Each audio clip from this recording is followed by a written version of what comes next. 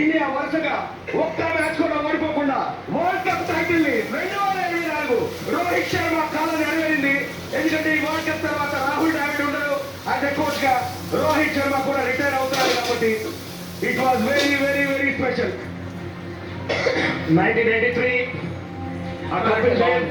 2007 MS Dhoni Sreesanth catch తీసుకోవడం, 2011 లో Dhoni finishes of it style, and ఇక్కడ రోహిత్ శర్మ 2024 అన్బిలీవబుల్ క్యాప్టెన్సీ చేసేది. ఇవాళ ఆ 17th ఓవర్ బుమ్రా తీసుకురావటము, దాని తర్వాత అర్చనీ ఓవర్ వేస్తాము, అండ్ దాని తర్వాత లాస్ట్ లో హార్దిక్ పాండ్యా ఓవర్. ఎవరు మర్చిపోతారు?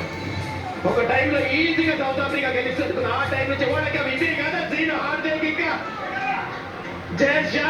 వాట్ ఎ మూమెంట్ నిజంగానే. Every Indian should be proud ఈ టైంలో. Unbelievable scenes. నెక్స్ట్ జనరేషన్ కూడా ఈ వరల్డ్ కప్ తర్వాత మనం ఇంకా వేల వేల మంది క్రికెట్ ని ప్రతి ఒక్కరు ప్రొఫెషన్ గా తీసుకోబోతున్నారు. ఎందుకంటే భారతదేశానికి ఈ టాప్ మ్యాన్ రోహిత్ శర్మ చూడండి. కళ్యాణ్, నేను రోహిత్ శర్మ ఇంత క్రికెట్ ఆడే కానీ తను 2 సార్లు ఏడుస్తాను చూసాను. ఒకటి పడ్డాడు 39 అవుట్, మాత్రం 431 టఫ్, చాలా క్రూషియల్ ఆఫ్. తను కూడా half century class of gun of situation లో మ్యాచ్ ని తీసుకు వెళ్ళిపోయాడు అనుకున్నాం. మళ్ళీ తిరిగి మ్యాచ్ లో అక్కడ హార్దిక్ పాండ్యా తీసుకొచ్చాడు క్లాస్ అవుట్ చేసి. అండ్ ఇక్కడ 2 for 20 Harshdeep Singh, 2 for 18 Bumrah, 1 for 49 Axar Patel, 3 for 20 Hardik Pandya. Real all rounder అంటే ఏంటో చూపించాడు హార్దిక్ పాండ్యా.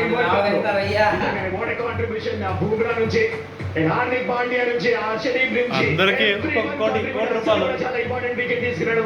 అండ్ ఫైనల్ సమయం ఇండియా 176, విరాట్ కోహ్లీ చాలా ఇంపార్టెంట్ పటేల్ 170, 150 మోడీ వేసిండు. మోడీకి గిఫ్ట్.